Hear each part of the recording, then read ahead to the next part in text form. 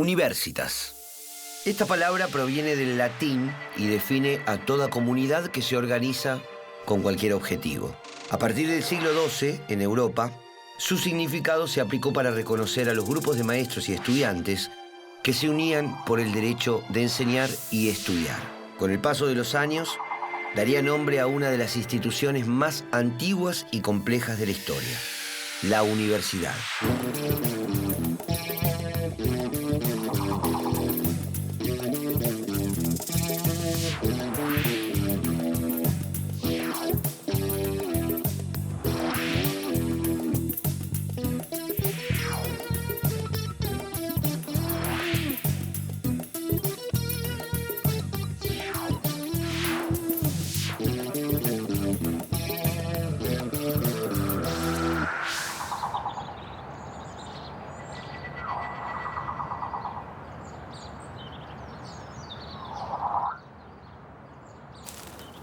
Observar el cielo, saber de los astros.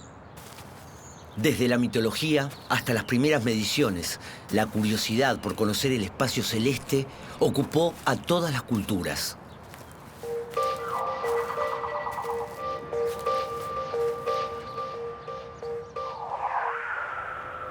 Con el paso del tiempo y los avances técnicos, la astronomía se fue conformando como una disciplina científica.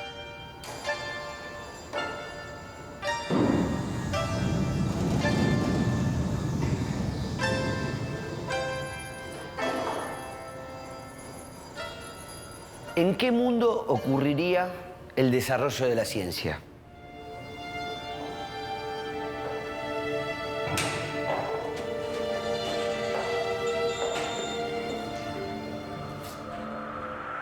El escenario internacional de Occidente a finales del siglo XIX estaba dominado por la Segunda Revolución Industrial, la División Internacional del Trabajo y el pensamiento positivista, que avalaba el conocimiento comprobable a través de la experiencia. El auge de la ciencia y la tecnología fueron elementos propios del avance capitalista. Con el transcurrir del siglo, el desarrollo científico provocaría la modernización de los ferrocarriles, los barcos, las armas, la industria textil, alimenticia y farmacéutica.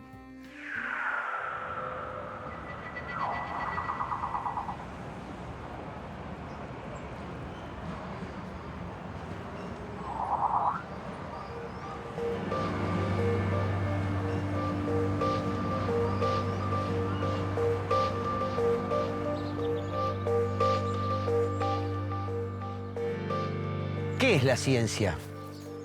Puede definirse como uno de los caminos posibles para llegar a un conocimiento a través de la observación, el razonamiento y la experimentación. Ante eso, nos generamos preguntas, establecemos hipótesis, definimos principios. Esto hace a la actividad científica y los ámbitos donde se desarrolla son variados. En sus orígenes, el sistema científico argentino tuvo influencia de modelos europeos. En 1870, Argentina estaba consolidándose como Estado-nación. Gobernaba Domingo Faustino Sarmiento. Ese mismo año había terminado la Guerra de la Triple Alianza, en la que los ejércitos de Brasil, Uruguay y Argentina habían atacado al Paraguay hasta exterminar a la mayoría de sus hombres jóvenes y adultos. El modelo paraguayo contaba ya con adelantos técnicos como la navegación a vapor, el telégrafo eléctrico, los ferrocarriles, las fundiciones de metales y astilleros. Pero fue arrasado y su desarrollo autónomo interrumpido. El lugar determinado para el continente americano dentro de la División Internacional del Trabajo era el de proveedor de materias primas. Argentina sería el granero del mundo y la orientación del conocimiento estaría marcada por el modelo agroexportador. La supremacía de las potencias occidentales en lo económico se reflejó en su influencia en lo cultural. Durante la presidencia de Sarmiento se incentivó la inmigración europea y se tomaron como ejemplo las organizaciones de las instituciones educativas en Europa.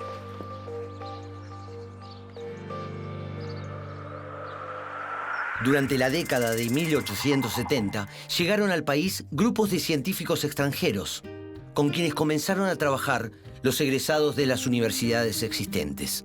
En el área de las ciencias naturales comenzó a aplicarse el modelo francés, que desarrollaba la investigación en institutos especializados y de orientación profesional. Para las ciencias exactas se tomó el modelo alemán de la Universidad de Berlín, con una fuerte base filosófica y un método de enseñanza novedoso para la época, el seminario.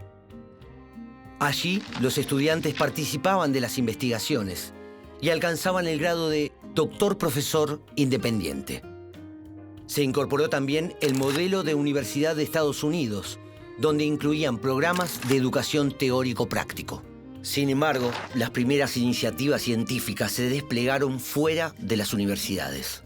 En 1871 se creó el Observatorio Astronómico de Córdoba. Su primer director fue el astrónomo norteamericano Benjamin Gould.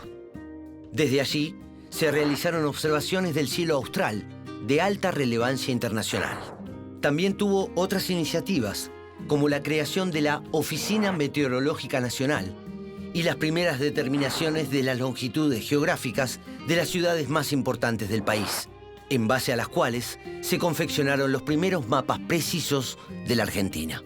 Además, durante décadas fijó y emitió por telégrafo la hora oficial para todo el territorio.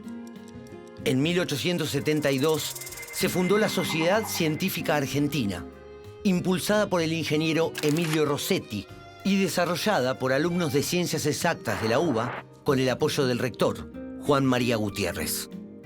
A partir de 1880, tanto en Argentina como en América Latina, las mujeres fueron logrando ingresar a la universidad. Como colectivo social, venían teniendo participación en hechos históricos desde las luchas independentistas. Y entre las reivindicaciones propias de su género se encontraba el del acceso a la educación, lo cual no les resultaba fácil. En 1889, Cecilia Grierson fue la primera egresada argentina de una carrera superior. Se recibió de médica en la Universidad de Buenos Aires. Quiso ejercer como cirujana, pero no se le permitió, por ser mujer. Se dedicó entonces a la obstetricia. Logró dar clases en la universidad y realizó actividades de divulgación y acciones de defensa de los derechos de la mujer a la educación y a la práctica de la medicina.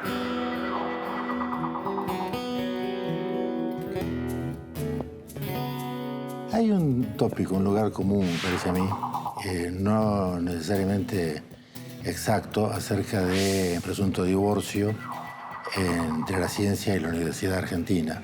No es que no haya existido ese divorcio, pero me parece que hay que enmarcarlo en algo que es más general. En el mundo, el encuentro entre la ciencia y la universidad es un fenómeno muy tardío. Si la ciencia institucionalmente a partir del siglo XVII se desarrolló en las academias, no en las universidades. Las universidades, por el contrario, eran casi enemigas de la ciencia, por lo menos así la veían los científicos, porque estaban totalmente orientadas hacia la conservación del saber, más que a su crecimiento, a su enriquecimiento. Y además, muchas de ellas, quizás la mayoría en Europa, estaban muy apegadas al pensamiento católico tradicional. Tanto es así que que hay un punto de quiebre que se toma en general como punto de referencia en la historia de las universidades, que es la creación de la universidad científica a cargo de von Humboldt, la Universidad Libre de Berlín. La de Berlín en 1810. Exactamente. Esa universidad científica es un punto de ruptura con las universidades anteriores. Y recién a partir de ese momento la ciencia y la universidad empiezan a recorrer un camino juntos, pero hasta entonces era un camino separado. En la Argentina todo esto tenía un delay, un retraso importante, porque digamos, en esos años, 1810, ni siquiera había Argentina todavía, digamos, apenas había. Y las universidades en la Argentina tuvieron un crecimiento muy lento. También aquí se dio el fenómeno de que la primera ciencia académica con formato europeo que se da en la Argentina se da fuera de las universidades. Esto es Gould en Córdoba, los viajes de Sarmiento, los primeros científicos que traen del exterior, porque de hecho no había científicos en el país. Yo siempre recuerdo que cuando Sarmiento fue a Harvard y conoció la Universidad de Harvard, una de sus primeras cartas escribió diciendo: por favor, cierren la Universidad de Buenos Aires en homenaje a la ciencia. La universidad no era un lugar que tuviera nada que ver con la ciencia, no tenía dedicación a esa expresión, no tenía investigación, es decir, era un lugar bastante desierto. El primer punto histórico, me parece a mí, de carácter institucional, de encuentro entre la ciencia y las universidades, fue con la creación de la nacionalización, ¿no? La creación de la Universidad de La Plata. Entonces, ahí sí, digamos, el proyecto de universidad ya era más humboldtiano.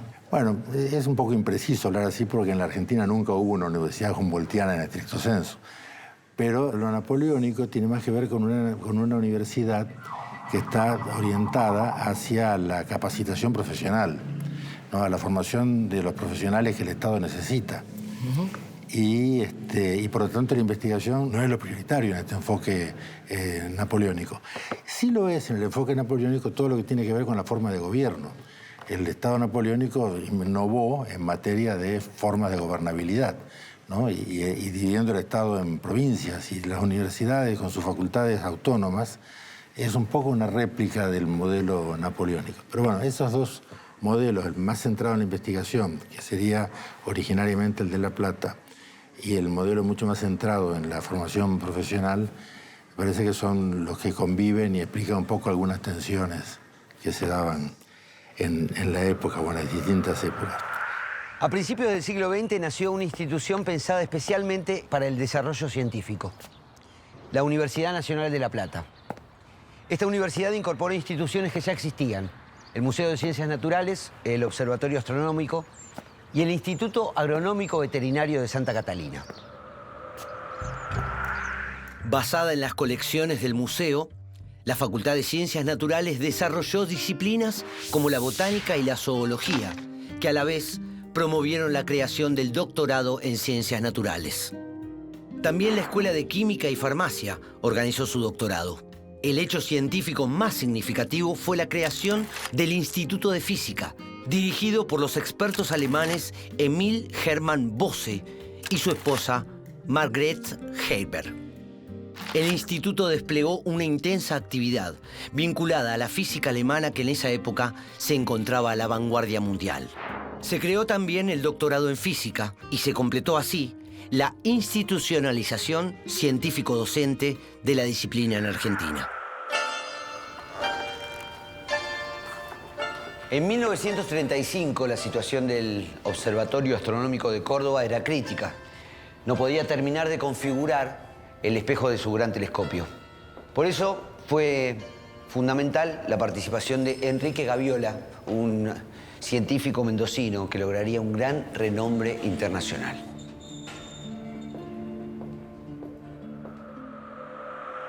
Gaviola viajó a Estados Unidos para trabajar en el instituto más avanzado en construcción de telescopios, el California Institute of Technology, con el científico John Strong.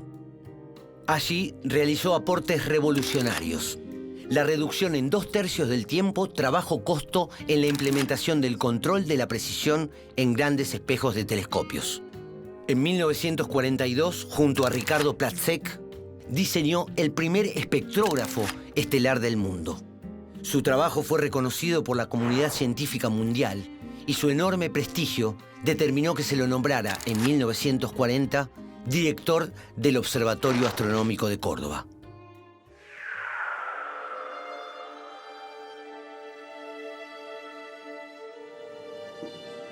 Conocimiento, ciencia, ¿cómo se fueron articulando en las universidades?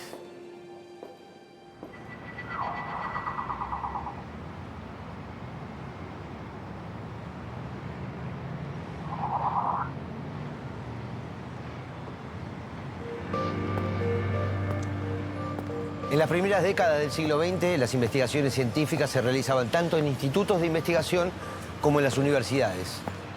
La crisis de Wall Street en 1930 impactó en la economía y en la política argentina y generó un escenario crítico. A pesar de eso, la comunidad científica argentina seguía creciendo. La crisis económica internacional generó una caída de las importaciones que fortaleció a las industrias locales. A su vez, comenzaron a desarrollarse las agroindustrias. Las dos actividades demandaron a los ámbitos universitarios más tecnología y conocimiento científico.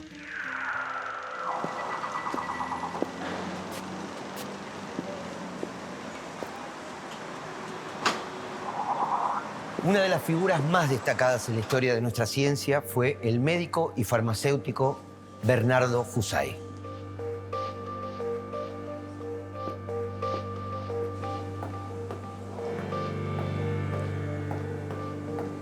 En 1919 reorganizó el Instituto de Fisiología de la Facultad de Medicina de la Universidad de Buenos Aires. En 1944 creó el Instituto de Biología y Medicina Experimental. Y en 1947 obtendría el Premio Nobel de Fisiología y Medicina. ¿Cuál fue la trascendencia del trabajo de Husay?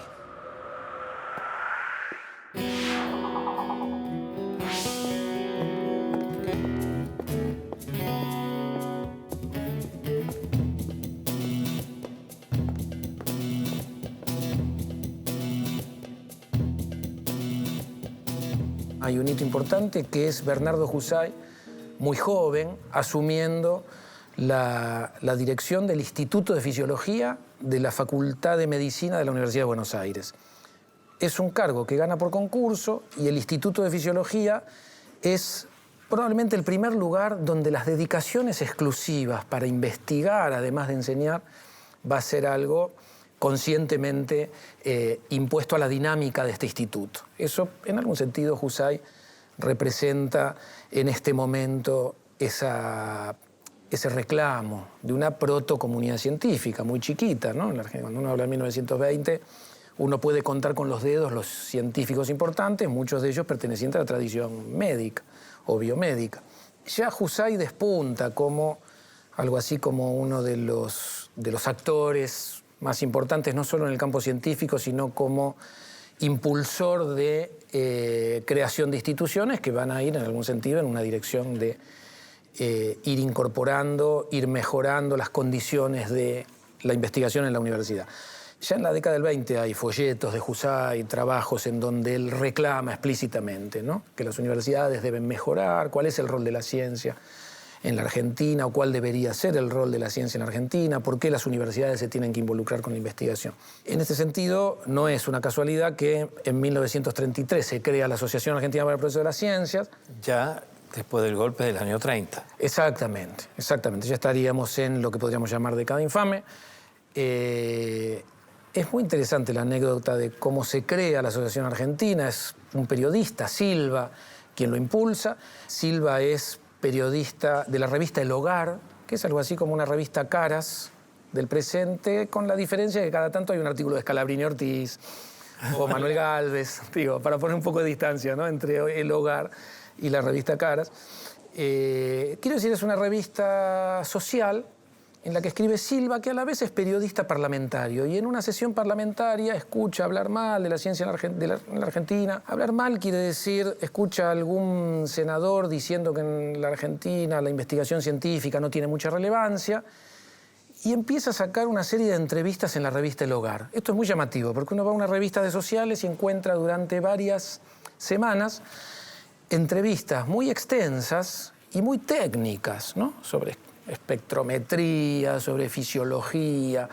Y dice Silva, cuando cuenta él, ¿no? en un relato posterior, dice, después de haber hecho la serie de entrevistas, reunía a los entrevistados en una cena, en algún restaurante de Buenos Aires, y de esa cena surge la idea de crear la Asociación Argentina para el Progreso de las Ciencias.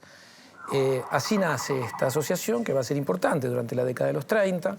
Su presidente va a ser Husay, es privada. Justo en 1935 le va a asignar un dinero para que con lo que produce ese dinero pueda funcionar la Asociación Argentina para el Progreso de las Ciencias, y con ese dinero más un intento de generar algo así como un protosistema de filantropía local, van a generar fondos para mandar jóvenes investigadores a estancias en Europa o en los Estados Unidos. Se van a pagar algunos subsidios. En la Argentina, como sabemos, nuestras élites económicas nunca se caracterizaron por dar un apoyo importante a la ciencia, con lo cual cuando uno ve esta protofilantropía, ve casi vínculos personales, ¿no? En el grupo de Husay está Leloir, está Braun Menéndez, de familias... Claro, familias adineradas. Adineradas, importantes en términos de lo que podríamos llamar la élite económica. Husay se las ingenia para llevar adelante esta trayectoria bastante, uno diría, virtuosa, mientras en simultáneo se publican folletos, se va promoviendo esta idea de por qué es necesaria la ciencia en un país latinoamericano. Se reclaman condiciones adecuadas para los laboratorios universitarios. Uno podría decir, es una retórica del reclamo, ¿no? Ese reclamo se hacía en un contexto en que la trayectoria evolutiva de la Universidad Pública Argentina no era propensa a la investigación.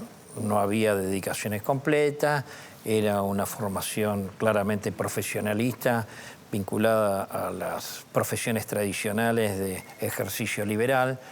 Es decir, es en ese contexto. Exactamente. Una retórica del reclamo, del intento de visibilizar qué significa la ciencia, donde el científico aparece muy idealizado, ¿no? Como una persona desinteresada, uno diría idealizada, en la manera en que hoy diríamos un poco ingenua, ¿no? Pero es anacrónico hoy acusar de ingenuidad, porque es un poco la retórica que también uno ve que se propaga incluso en países europeos.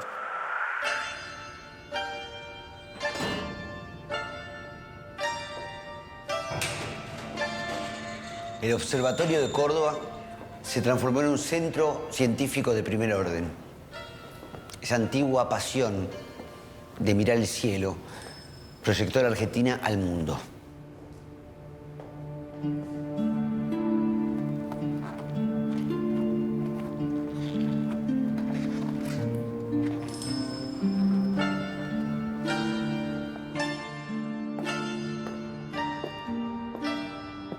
Al mediar los años 40, en las universidades de América y Europa, se vivía una fuerte tensión entre las exigencias de autonomía de los espacios académicos y la planificación propuesta desde el Estado de vincular la investigación con las políticas públicas.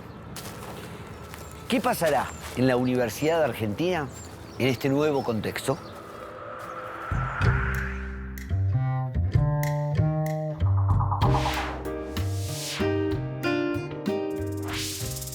Lo que ocurre durante el gobierno de Perón, si yo le tuviera que poner una frase, te diría que es el primer momento en donde nuestro país parece comprender cuál es el rol de la ciencia y la tecnología para un país que necesita industrializarse, que podríamos llamar país en desarrollo. Bueno, yo estuve en el 51, cuando el Centro de Derecho apoyó la huelga de la fraternidad.